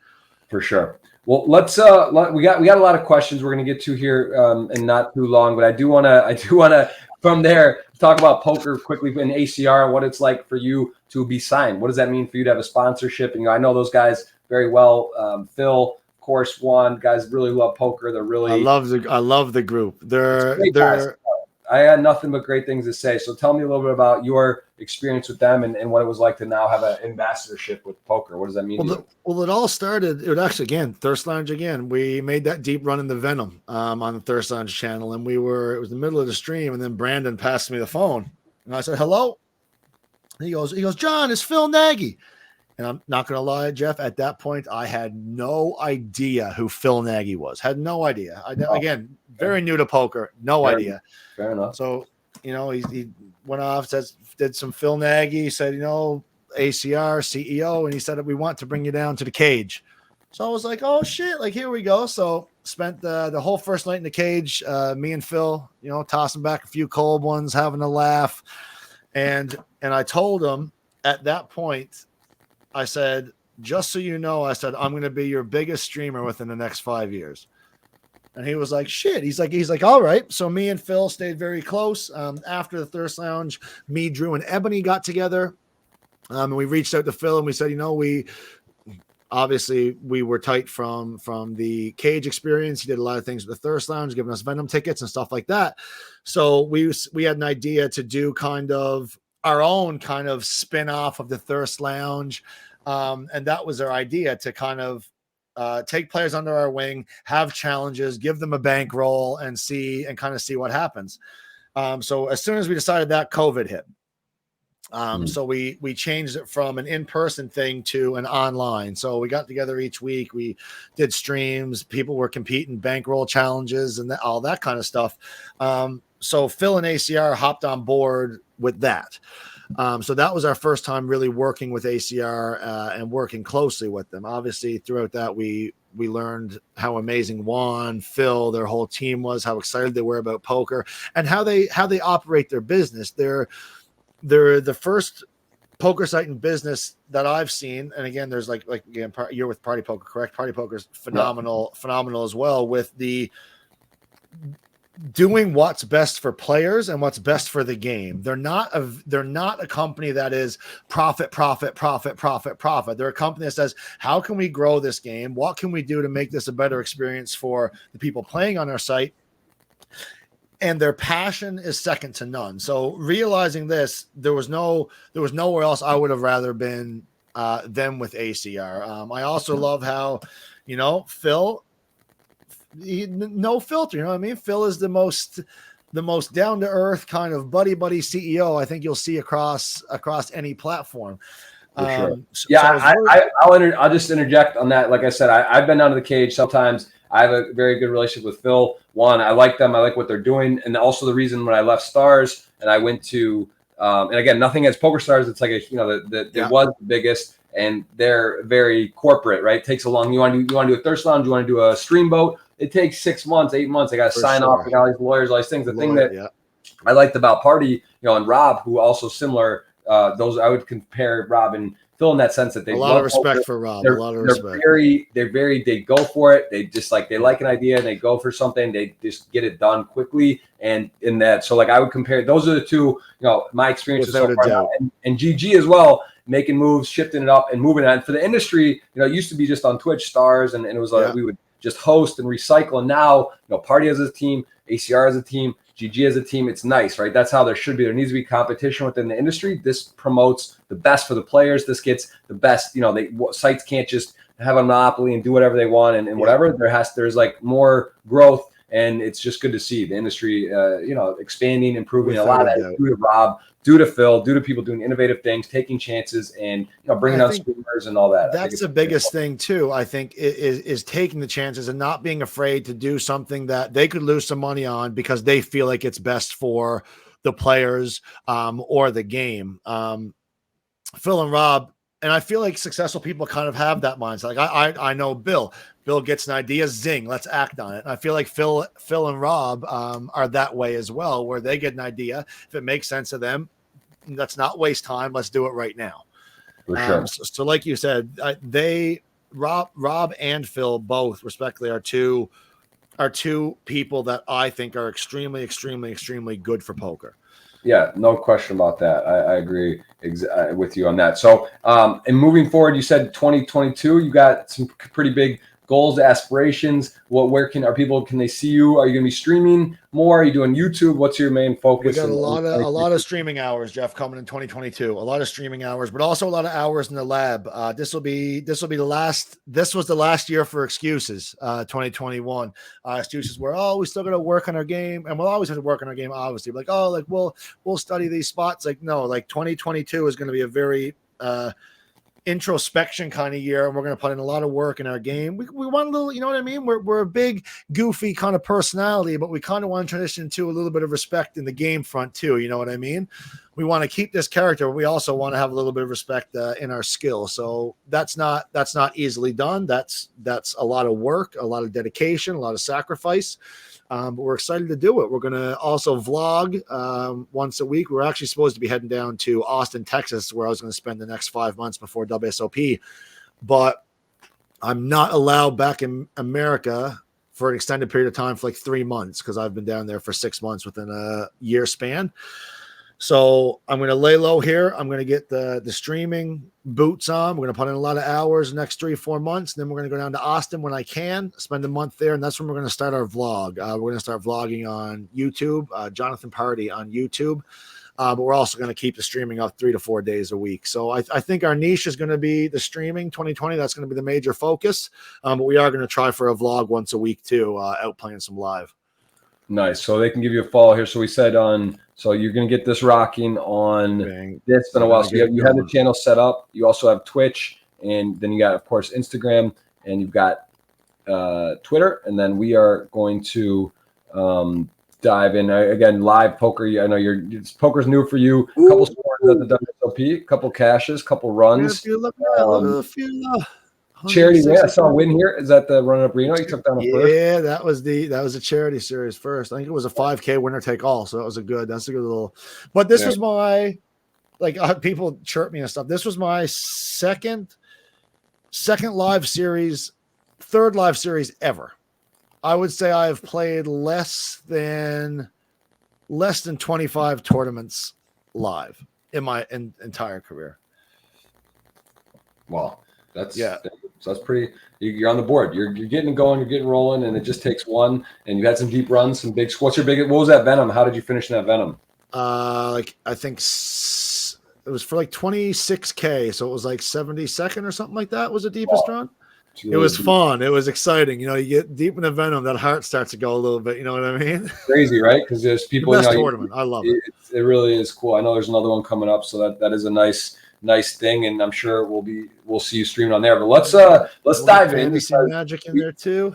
We got some friends in the mix. People are checking in. Again, this will be live reposted on YouTube. You can watch the whole VOD and all the audio outlets. So we will have that. But in the meantime, we do want to cover some of these questions. I don't know if you can see them here. I'm going to kind of scroll through some of these. But let's just start with the man, the myth, Ghost of Venom, the legend. I'm sure legend. The guy gets it done. He's just got a question. If you still have the famous shower curtain that you played the Venom in, if you could maybe tell us what that's about. I do not. And I kind of hope Bill's not watching. So that was, MJ Gonzalez, right? Yeah, of course. Yeah. So that's who made the bet. He came over Skype one time and he just literally rattled off prop bets to every single person in the house. And this was like cool. He goes, so I had to wear that it wasn't a shower curtain. It was actually just a normal curtain that he literally looks behind me and he goes, I bet you can't take that curtain off the thing right now and wear just that for 3 days. And I was like, okay, like whatever, I'll do it. So that was the same time the Venom was going on. So what I did was I took the hooks. So I put the shower curtain on, wrapped it around, not the shower curtain, the curtain, wrapped it around, and I put the hooks that would go upstairs, just hooked them into the actual curtain. So after the 3 days, the curtain was, one, very smelly. 2, it had holes in it from me connecting it to try to keep it up. And 3, it was very wrinkled and whatnot. So I do not have that curtain. I just put it back up back up on the wall in front of the window. But nobody said anything, so maybe nobody noticed, and maybe it wasn't as bad as I remember, or Bill just still had to come out of pocket for that curtain, and he just didn't tell me about it. So did you? But did the curtain get washed? No. All right. We'll edit this out. This isn't live anyway. Jeff, you tried to save that story for a little bit of grace there, but no. That's all right. We'll have to check it out next time down that way. Yeah, next time you're at the house. Take a look. It's the first curtain when you come in. The first one on the right. All right, fair enough. Being from Newfoundland, where do you rank on Newfoundland money list? Congratulations on all your success. May the poker gods shine on with you. Clairvoyant reads, my man Craig Leonard, always dropping the positive energy. So big words too. So he brings the energy, brings it in. Do you know on the Newfoundland list? Is that a thing? I don't know. You're in the Canada. He's new to the live streets. Look, he just started. He's making moves, and I don't know. Like you're in. Does live poker, is that part of your next year's thing? Will that be some yes, 100%. I want to play live and I want to start to travel. Now, the plan is, Jeff, obviously my girlfriend now, she's American. So if we can tie this down and we somehow don't mess it up, my track record would say I probably will. You know what I mean? then get married, and then your boy can just travel the States, play every series. Wow, you guys, I mean, you are hitting the holidays. You guys are getting right into it. So that's, is that how are you looking? You want kids in the future? Is that something that you would like? I've always wanted kids, but I've always been in the mindset where if I met my person, then kids kind of wouldn't really matter. You know what I mean? Like if she wants them, cool. If she doesn't, that's cool too, because like that would be my person. But I guess would I want kids? Yeah. Would I be okay without kids? Yes, as well. All the same, I was chilling with your kid, and he made me want to have kids. I was out doing the All-American Days. We were having gun battles the whole.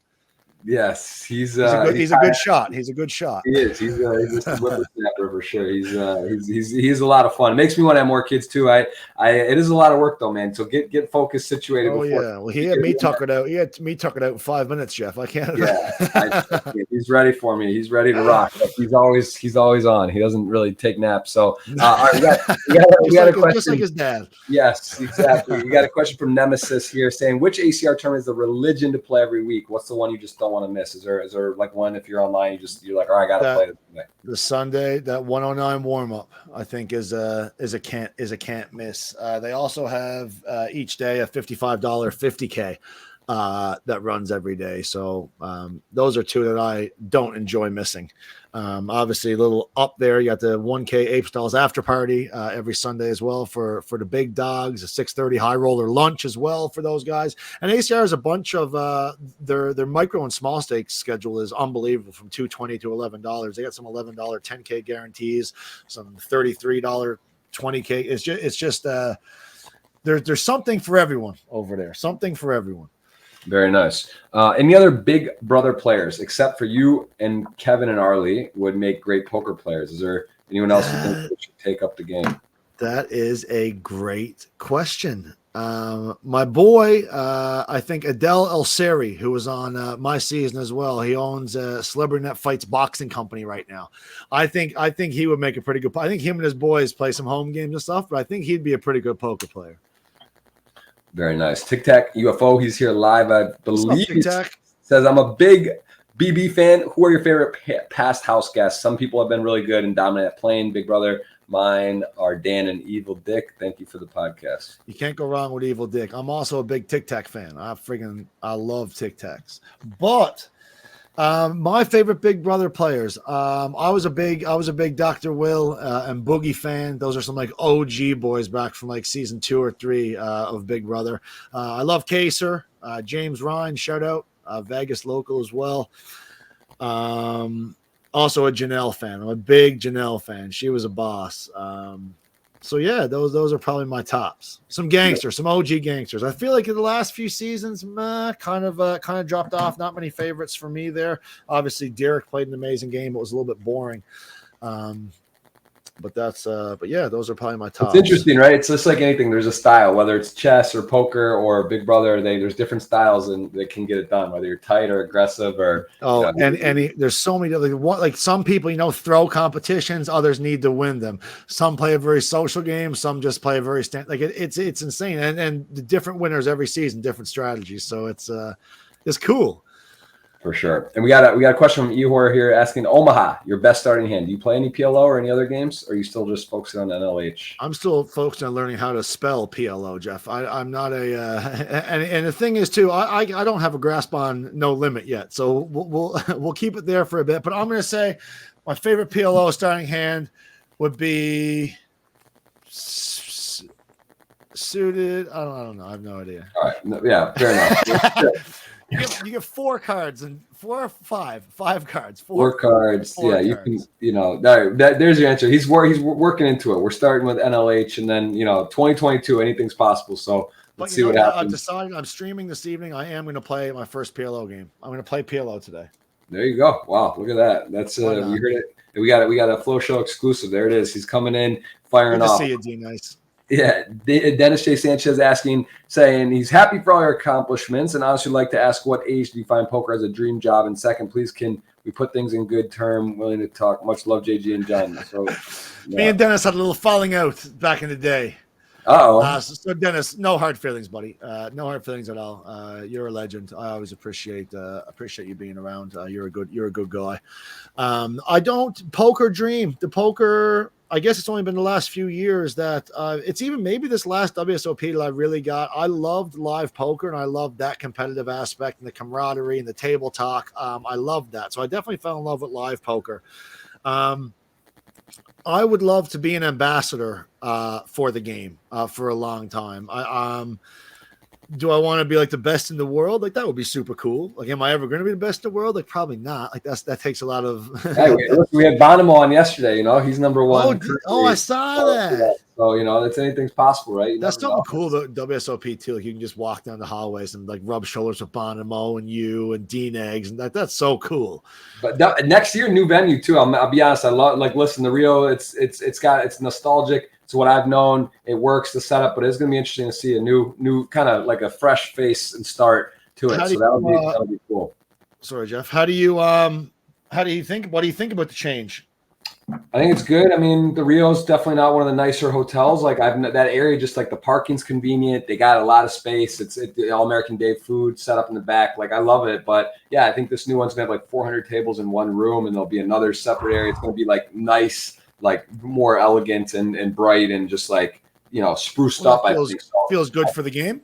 Yeah, I think it's good. I mean, who knows, right? Everything's got its plus and minuses in life, and I'm sure there'll be some maybe the parking's a bit and more annoying, but ultimately that doesn't really matter, right? We're talking a few minutes one way or the other, maybe just have to get dropped off or do something. But either way, it's I think it's good. I think change is usually it's good. It's just are they tearing the Rio down? Did I hear that correctly? I thought so, but I don't know either. I think it was bought. I heard something about a sports venue or something. That's right. Yeah, I heard that as well.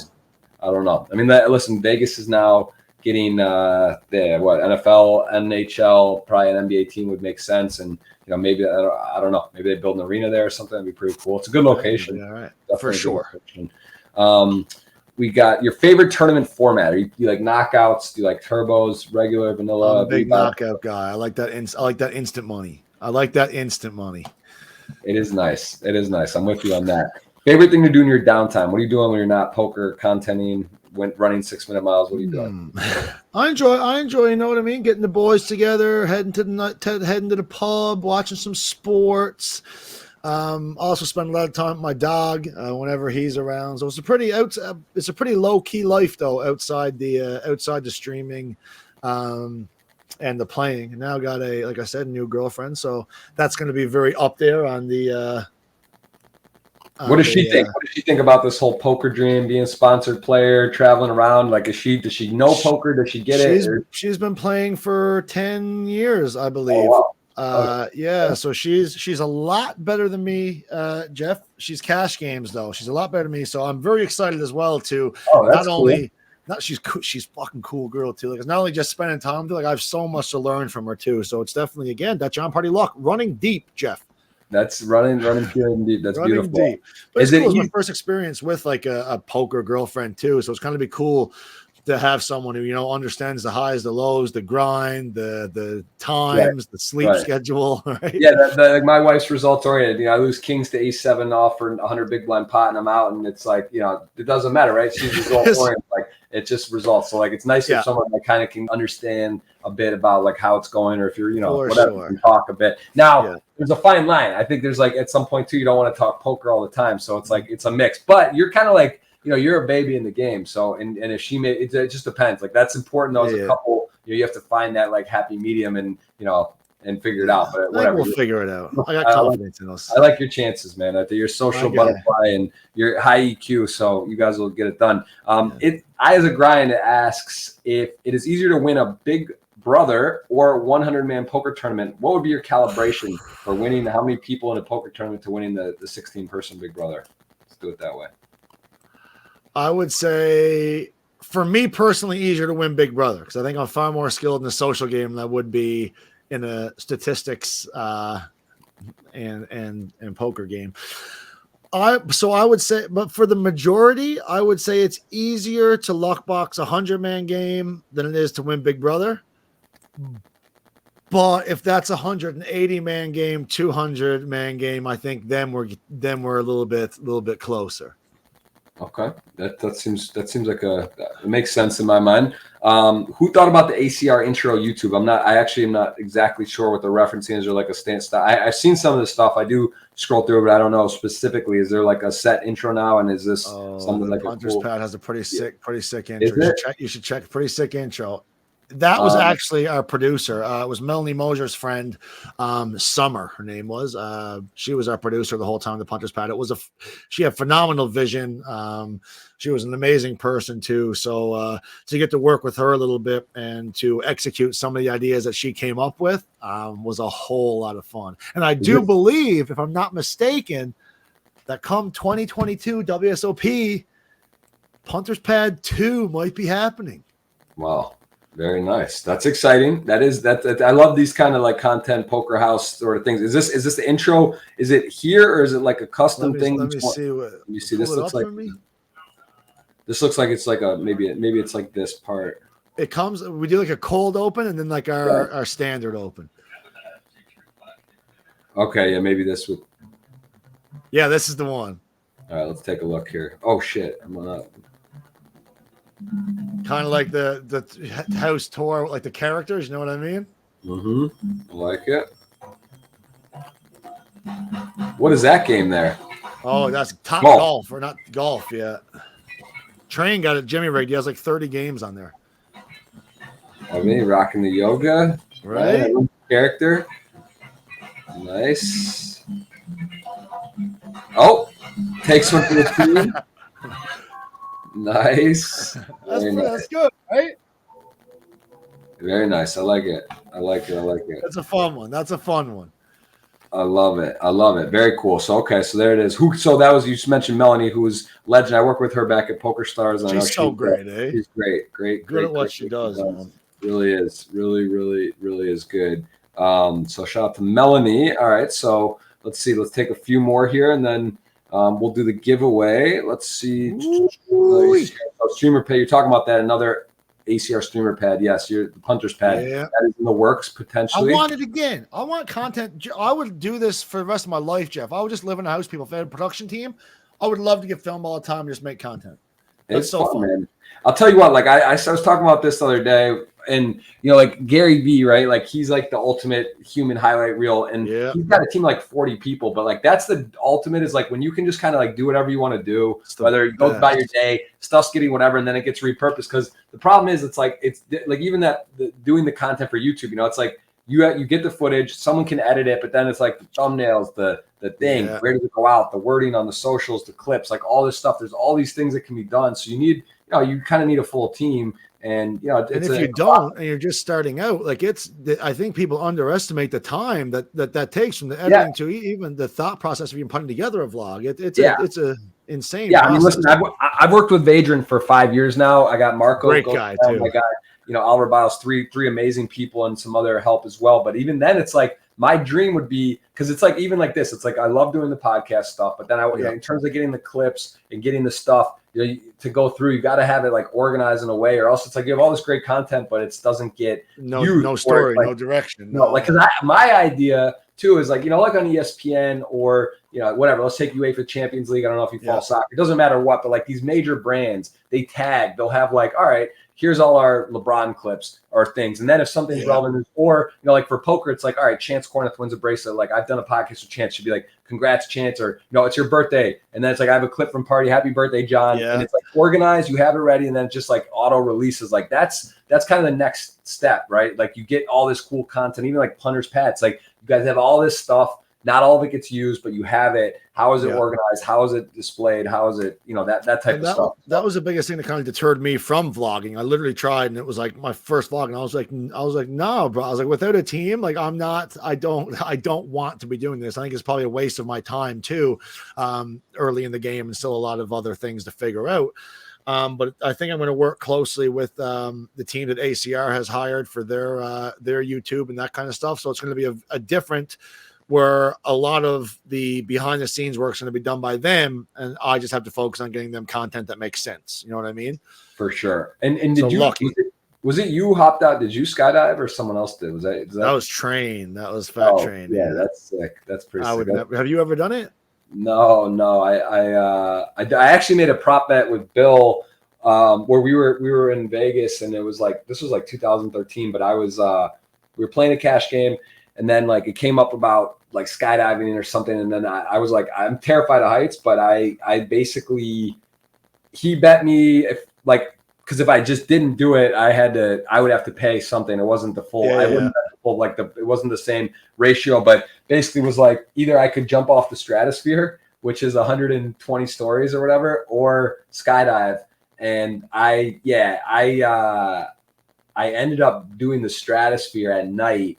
And it was funny because like this guy, who was it? We were playing in the Aria in Ivy's room, which is now whatever. And someone was in there, and they even like threw me, like a couple guys threw me $1,000 extra just if I did it. They're like, yeah. So what's that feeling before you jump? Like, what is that feeling? Jump. I have a video of it. I couldn't the release. Like they go 3, 2, 1. Jump. They don't push you, or it's not like an automatic. You have to actually jump, which is fucking nuts. So like. I didn't do it the first time, and then I almost turned back around, but I ended up just doing it because to me that's much more safe. You're like attached in 3 places, yeah. Than like in a plane, and like that shit's. That honestly, I would not. But the plane is that even if you're like, no, you're latched on and someone's done it 100 times. What if that guy passes out? What if something happens? That guy like he literally loses consciousness for some crazy reason. Crazy shit, like people hit their heads when they go out. Yeah. The planes aren't even like, they're like little ass young planes. Little things. Whatever. And the one I always hear is people, they're like that. I've had numerous people tell me like when they're at these places, they'll see these like kids packing the parachutes, like 10-year-olds are putting the parachute in. Like the fuck. Well, Jeff, you just ensured I will never. Yeah. Like I honestly, I wouldn't do it. I wouldn't do it for that to me is horrifying. So the jumping though off of a building is still pretty intense because at night, you see the skyline of so huge. Like, it's not a little building. Yeah, I'm gonna hop off this thing. Like, yeah, okay, I'm connected, but like, shit, man, I wouldn't want to do it again. Maybe I had a few drinks and it was fun and whatever, but like, once you get off, it wasn't bad. But that like actually like, oh yeah, go ahead, you're good, jump. It's like that is not easy, and I'm what do you mean like good? I'm amazed by the amount of people that like enjoy skydiving, and that shit just seems like such a wild like situation. Like it's like not for me. I don't mind a good flirt. I don't want to go flirt, Jeff, but flirting with death is not a. Would you hop off the stratosphere or no? Not for 10 grand, 20 grand, 100 grand. The latter potentially would get me thinking about it. 10-20 is not. Now listen, 10-20 back Thurston's days, I probably would have jumped. I probably would have just jumped and prayed I landed all right with nothing on me. You know what I mean? You would have you would have free. Would have been like 10K, John, to see if you can fly. And I'm like, let's try it. We'll try it. All right, give me 3 goals. We'll take a couple more here. What are 3 goals you would like to accomplish? I want to get down to 225 pounds by WSOP. Where are you now? This summer, 266. Okay. Cool. I also want to have 100 hours of study done before WSOP as well this summer. Okay. What's your go-to study? There's a lot of great courses. I know you guys did a couple with Thirst Lounge with a few, Raise Your Head, I think, Learn Pro Poker. Do you have one in particular, or what's your kind of... The one I'm using right now is the Ape Styles bundle. Obviously, Ape, fellow ACR team. Yep, so the BBZ and Ape does a great job. There's great stuff, there really is. There's some great there's some great there's a lot of great everywhere. It's important to pick one and just dive in and really, the consistency. And I think that's what was one of my biggest blunders early was like, even when we got all those resources in the Thirst Lounge, I was jumping back and forth between like, well, here's like LPP, like here's Raise Your Edge, here's what they say here. And I was just like, oh my God, this is a lot of shit to take in. So when I finally settled down the last little while and fully, just settled into one specific program, I think it was a lot easier for my mind to grasp and wrap around concepts as well. For sure. We got a question. I think you did cover this already, but this Kim is asking, can you ask John if he still loves Kicking? I do love Kiki NC. Kiki NC. There it is. All right. She's a party. Well, we're John Pardy now on Twitch, not Party Time streams. But she's an OG in the Twitch streets. For sure. OG. What tip would you give to anyone that is a relevant tip, anyone wanting to get into start in the poker world, kind of looking back at, since you're relatively new, again, would you looking differently and knowing how you kind of know now when you didn't know, when you just like hopped in blind, what would you tell someone? Like, what advice would you give them? One, have the money behind you to be able to attempt it full time. Two, put just as much time into your mental game and your mental state as you do your actual game. And three, I would say don't do it for financial purposes. I would say do it for the freedom or because you enjoy playing the game, because the money is, if you're in it for the money, you're going to go through very depressing, I think, streaks or periods of time where the money's not coming in. But in those times too, you also have to practice some gratitude and remind yourself how lucky you are to be doing this for a living and to be doing this, I guess, successfully. And I want to ask you, I think this kind of, we maybe just skipped over this, but I moving into the Thirst Lounge from Big Brother. So you had some money, you mentioned that then, kind of went fast. Maybe you're gambling, partying, spending, whatever. So it went, bankroll management wasn't all intact there. But then also, like, starting with Thirst Lounge 10 something, didn't you lose? You mentioned you didn't have much money when you made the bet with Bill, but like, did you actually lose like $20K or some large lot of money right before Thirst Lounge started? Do you mean before? I didn't, but I went through about, I would say, at least a third of the 20K bankroll as soon as I got down there. Okay, maybe that's what I'm thinking of. Yeah, like that's a tricky one too, right? Because on the bankroll and everyone's kind of jockeying for key times, and it's a bit confusing and complicated, not super well organized and all. It's also an experiment to some degree, but like it's kind of tricky. Like you have a bankroll, but you also, like, you're competing on Twitch. You don't want to play interesting stuff. So it's like, you want to play $50, $20 things, or do you want to take some shots? And that's what Bill wanted. Bill was like, why is no one, why are you just playing the 215s, the 109s? You got 20K. And I was like, well, Bill, I've never played poker before. I'm not beating the $2.20 games, let alone the 109s and the 215s. Right. But it's definitely, you'll never ever be able to do this for a living or full time unless you're very, very conscious of your bankroll management. It's literally impossible. Right. And tell me about that run one more time. Did you actually, when you were at, like, we watched it, but when did you know, like, what percent chance did you actually, you're getting laid great odds. So like, if you don't, listen, it was a split hair of a second, literally, like, was whatever. But so obviously getting 15 or 10 to 1 or whatever is amazing, because like you're probably, like, realistically 50-50, 60-40, maybe something like that is the true odds. But like, so when you're getting a great price, you have to do it. But really, when you started 1 lap, 2 lap, 3 lap, talk to me. What did you think your chances were on the day of and throughout those different leading up to it? Again, Jeff, I'm not sure what kind of vibe I was on, dude. I was so confused that people didn't think I could do it. I was mind blown. I was like, what? How? I don't know why my mind thought anyone could do this. That's where my mind was. Mm-hmm. So very, very naive. Some might say cocky, you know what I mean? The ego played a little part there. But it was lap 3 when I knew that I could be in trouble. I think I was maybe right on pace or like a second or two behind. And when I tried to pick it up a little bit, my body just physically didn't. And I was like, oh God, like I actually now is where it's straight mind over matter. And I knew that. It actually is incredible, because like it's so easy at that point. Like, even you could talk yourself, the second you get a second behind or on pace and you're feeling tired and it's like halfway, or you still have another, whatever, you could easily just, like, the second you like start, if you like actually take a second and think about it, and then like, oh, is it even worth it, or can I do it, or whatever, it's just over. So like the fact that you were able to just kind of like dig in, it really, I always say in these prop bets and things, always bet on the man, because it's just like, it's amazing what the body and the mind can do when you're motivated. These bike rides to LA, other stuff, like there's crazy shit that, stuff like shouldn't be possible. It's almost like it's exactly, it's really crazy. So that's an epic story. It's great that it's documented video. The drones. I'm so happy. So fun.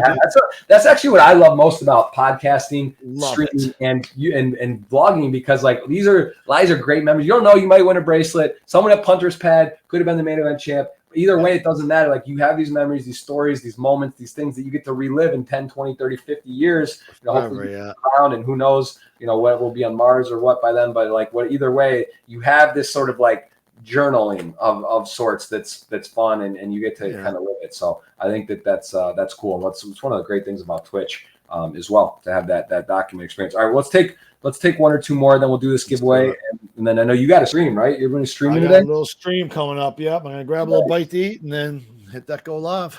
Nice. So let's talk about recovery, like bad day at the tables. Obviously, some days, you win a tournament, you go deep, you have a massive score, but a lot of times it's losing days or whatever. And in general, how do you kind of, like, when things don't go well, how do you find yourself staying positive, staying motivated, and closing down that table when you know it wasn't your best day, all like at the tables? What do you do to sort of like get yourself motivated to come back? Again, I think this comes back to ensuring that you're putting just as much time into your mental state and your mental health as opposed along with your actual poker game. For me, it's usually, I try to leave. It's almost like not bringing your work life into your personal life. So I try to not, and I can't remember where I saw the quote, but it said, your partner should never know how your session went by basing it off your mood. And that hit pretty powerful to me, where I was like, that's so right. Like, that's just bringing bullshit into real life when you're at work. So I think surrounding yourself with good people, with spirited people, with people who share the same values, and understanding and actually wrapping your head around, you're going to lose more than you win. It's that's just standard with the career. Right. Yeah. So do things you love. Make sure your life is not poker. I think if your life is poker and you have nothing else that brings you joy outside of that, or you're kind of stuck in a cycle of grind every single day, and you feel weird if you don't grind, I think that can be very detrimental for a sustainable career as well. Yeah, I agree with that. And it's all, again, keeping down the center of the fairway. You don't want to get too high when you win or lose. That's just like that's an interesting way to look at it. With your partner, your girlfriend, your wife, whatever. It's important. Like, you don't want to like be on tilt, come out of there like, don't talk to me. Yeah. Or like, hey, we won. Let's go, out and fire hard and and buy whatever and like just go nuts and like get. So that is, it's easier said than done. Of course, we're human. Show a little emotion, and it's gonna just be affect a bit. But I want to keep it about as natural as we can. Is there anything else, anywhere else people should follow you, keep an eye on, you schedule wise, where can they know? I mean, follow you. We're gonna have the 2022 schedule up on Twitch pretty soon. And we're going to try to stay pretty consistent with that. Outside that, Twitter is used a lot, Instagram, YouTube, but also check out the America's Card Room YouTube as well. I'm sure we're going to continue with the Punter's Pad. I think there's 2 more episodes left to wrap up the WSOP journey we all had. But I'll also be putting up, whether it's highlight reels and that kind of stuff, on their channel as well. So don't miss that. That's amazing. Well, very cool, man. I appreciate you coming on. We did load up this giveaway, so we have 72 people eligible. Why don't you tell me when? Who's it going to be, Jeff? I bet their name starts with a P. You think you feeling a P? You tell me when to click it, and I'll do it. Okay, ready? 3, 2, go. We're going for a winner. Let's see. This screen's bots. It does all the good stuff. And we're going to see it's upon the universe. Up on a UP. That's close. Upon that is. There's a P. The second number 2. Yeah, pretty close. I think you're dialed in, my man. I met this guy, and a good guy. So congrats. He's going to win the $22 ticket and ticket. He's won before. Some guys have all the luck. Can really do it. But all right. Well, I appreciate it, man. When is the chance we're going to see you next? Like, what's your New Year's plans? Are you going to be, what are you doing? I think, again, we were supposed to go to Austin, but I think I'm going to stay here in Newfoundland for 2 or 3 months just to ensure that I don't get kicked out of America for 5-10 years, that kind of thing. So we're going to stay here, put a lot of time into the books. And maybe I'll do some lifestyle stuff on YouTube too. So stay tuned and we'll keep you guys updated. I love it. Yeah, man, I got to say, this is exciting times in the poker world. There's a lot happening, and I think there's, we're upon a good era coming up. A lot of U.S. states getting legalized, sports being legalized. Like a boom is coming. It's coming. Like a boom is coming. It's a little boom in the mix. Well, we got a raid yesterday from CG87 while we were live. I'm going to send it to him. to check him out. Jamie Staples also on, guys. Poker Staples. Give him a shout and a follow, and we're gonna sign off here. And Pardy, man, look forward to having a beer. Let me know if you ever get down to the Miami area, and I'm sure we'll connect soon, and we'll have some fun. I look forward to following your career, your path, and I always enjoy your energy and content, and root for you, man. So appreciate Thanks for having me, Jeff, man. I appreciate you coming on as well. So, all right, guys, that's it. Number 154. Next week in the books, we got 155. Jeremy Osmus, third 50K PLO win. Great guy. Also, we have got Scott Ball, who won the No Limit Player of the Year, 2 bracelets. Johnny. And he's been on before, but we're gonna be with him. And I got another surprise one for you, some firepower next week. But we're gonna roll, we're gonna raid, we're gonna see you guys very soon. So cheers, thanks for watching, and thanks to John. Much love, guys. All right, sweet. I